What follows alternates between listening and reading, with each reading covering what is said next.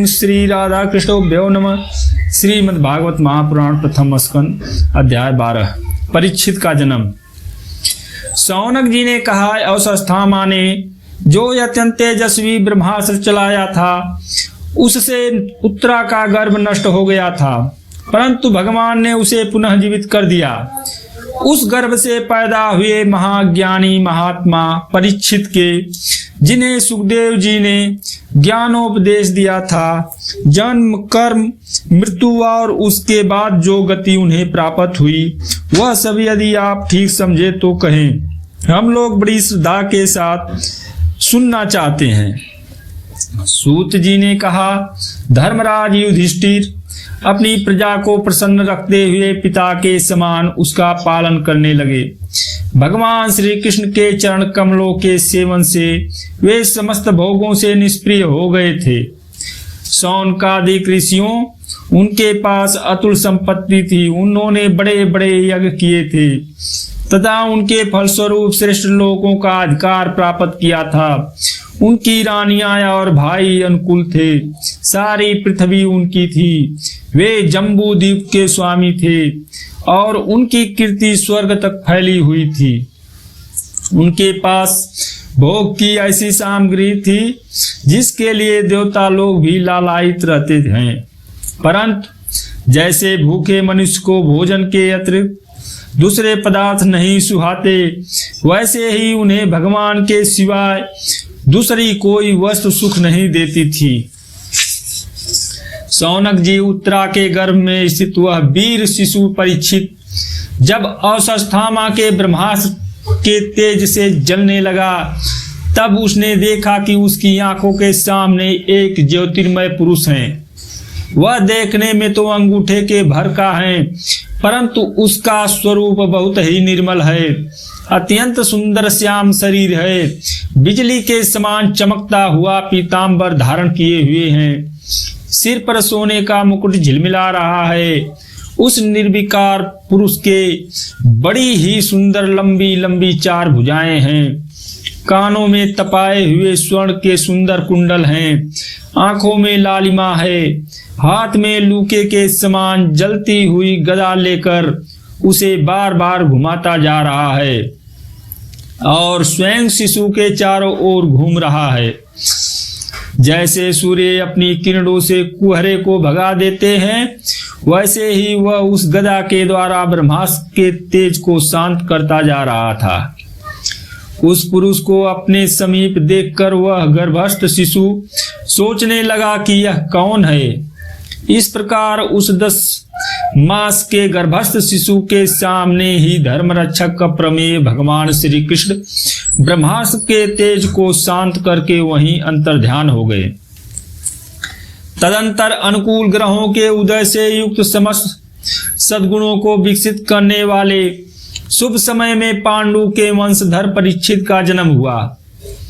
जन्म के समय ही वह बालक इतना तेजस्वी दिख पड़ता था मानो स्वयं पांडु ने ही फिर से जन्म लिया हो। पौत्र के जन्म की बात सुनकर राजा युधिष्ठिर मन में बहुत प्रसन्न हुए। उन्होंने धौम्य कृपाचार्य और ब्राह्मणों से मंगलावाचन जात कर्म संस्कार करवाए। महाराज युधिष्ठिर दान के योग समय को जानते थे। उन्होंने प्रजातीर्थ नामक काल में अर्थात नाल काटने के पहले ही ब्राह्मणों को सुवर्ण गौवें, पृथ्वी, गांव, उत्तम जात के हाथी घोड़े और उत्तम अन्न का दान दिया। ब्राह्मणों ने संतुष्ट होकर अत्यंत विनयी युधिष्ठिर से कहा, पुरुवंश शिरोमणे काल की दुर्निवार गति से यह पवित्र पुरुवंश मिटना ही चाहता था, परंतु तुम लोगों पर कृपा करने के लिए भगवान विष्णु ने यह बालक देकर उसकी रक्षा कर दी, इसलिए इसका नाम विष्णुरात होगा। निस्संदेह यह बालक संसार में बड़ा यशस्वी भगवान का परम भक्त और महापुरुष होगा। युधिष्ठिर ने कहा, महात्माओं, यह बालक क्या अपने उज्जवल यश से हमारे वंश के पवित्र कीर्ति महात्मा राजर्षियों का अनुसरण करेगा?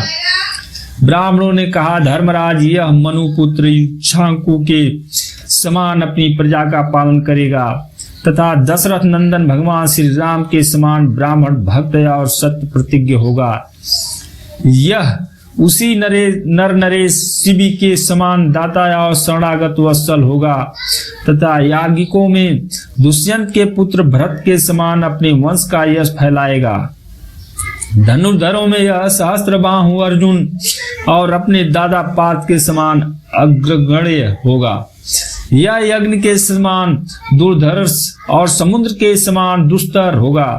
यह सिंह के समान पराक्रमी हिमाचल की तरह इस आश्रय लेने योग्य, पृथ्वी के सदृश तितिक्षु और माता पिता के समान सहनशील होगा। इसमें पितामह ब्रह्मा के समान समता रहेगी।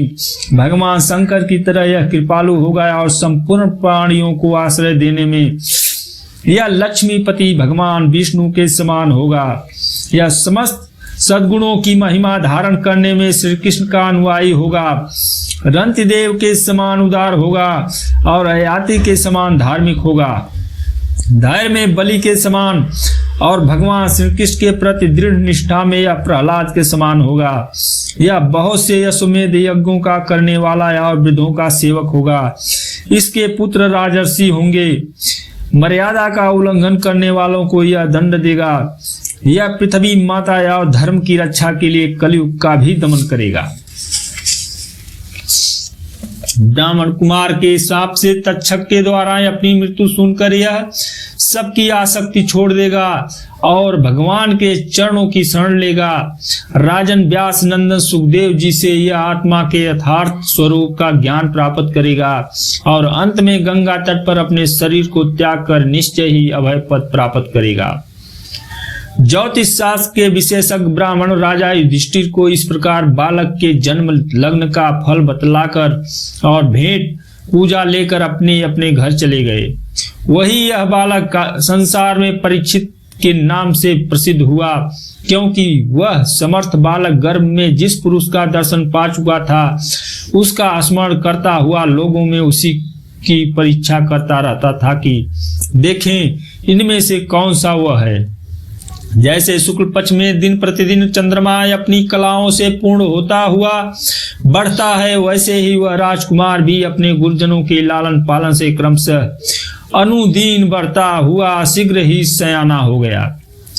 इसी समय स्वजनों के वध का प्रायश्चित करने के लिए राजा युधिष्ठिर ने अश्वमेध यज्ञ के द्वारा भगवान की आराधना करने का विचार किया, परंतु प्रजा से वसूल किए हुए कर और दंड की रकम के अतिरिक्त और धन न होने के कारण वे बड़ी चिंता में पड़ गए। उनका अभिप्राय समझकर भगवान श्री कृष्ण की प्रेरणा से उनके भाई उत्तर दिशा में राजा मरुत्ता और ब्राह्मणों द्वारा छोड़ा हुआ बहुत सा धन ले आए। उससे यज्ञ की सामग्री एकत्र करके धर्म भीरु महाराज युधिष्ठिर ने 3 अश्वमेध यज्ञों के द्वारा भगवान की पूजा की। युधिष्ठिर के निमंत्रण से पधारे हुए भगवान ब्राह्मणों द्वारा उनका यज्ञ संपन्न कराकर अपने सूर्यदेव पांडवों की प्रसन्नता के लिए कई महीनों तक वहीं रहे। शौनक जी इसके बाद भाइयों सहित राजा युधिष्ठिर और द्रौपदी से अनुमति लेकर अर्जुन के साथ यदुवंशियों से घिरे हुए भगवान श्री कृष्ण ने द्वारिका के लिए प्रस्थान किया।